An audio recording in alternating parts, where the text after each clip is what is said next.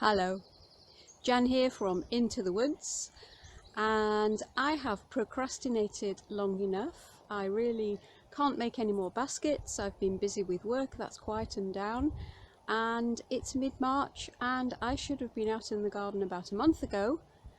Today is the day.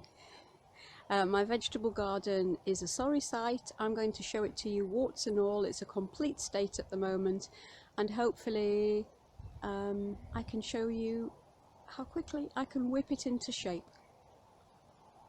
Let's see.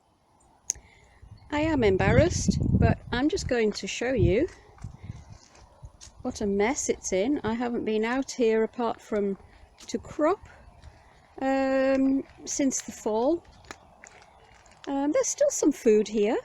We've got some rainbow chard coming up nicely. This is under netting because a doe has got into the garden and there are two baby rabbits kicking around.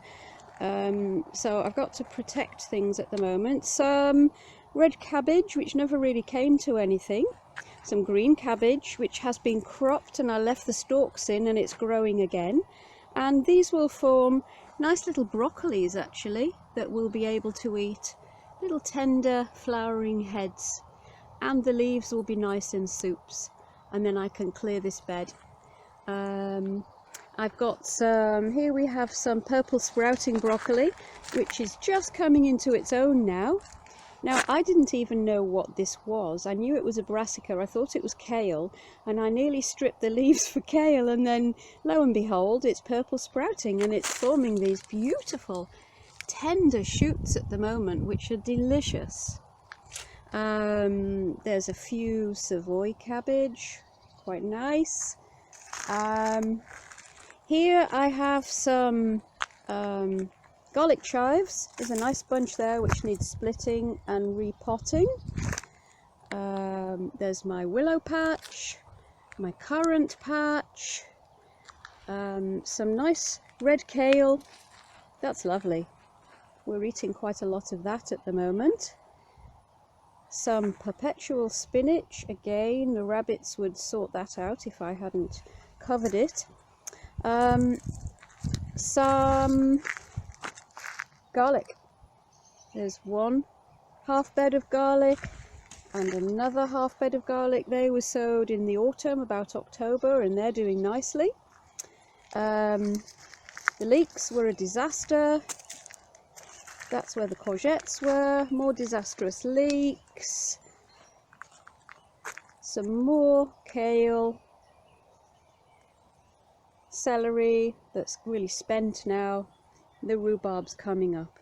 And a few herbs. And underneath there's some parsley.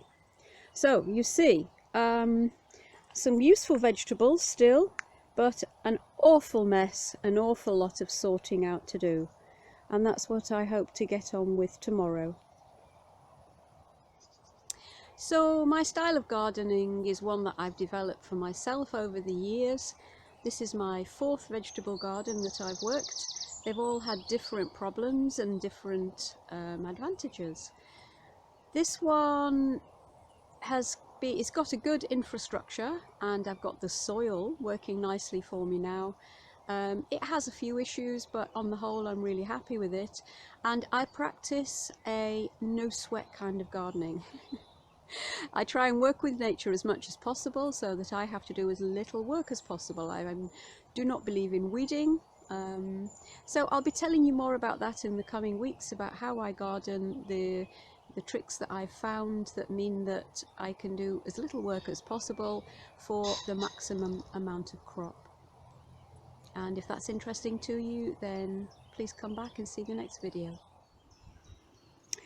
So it's a few hours later now, the sun's starting to go down, and I hope you can see what a difference I've made in the garden today. It's even starting to look a bit like a vegetable garden again. I put this down entirely to my system of no dig gardening, and I'll be talking about that in some other videos. Really all I had to do was go around with my magic Japanese hoe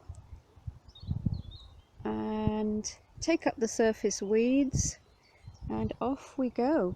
We're ready to start planting the new season. In fact, today I managed to get in a few rows of onions and spring onions.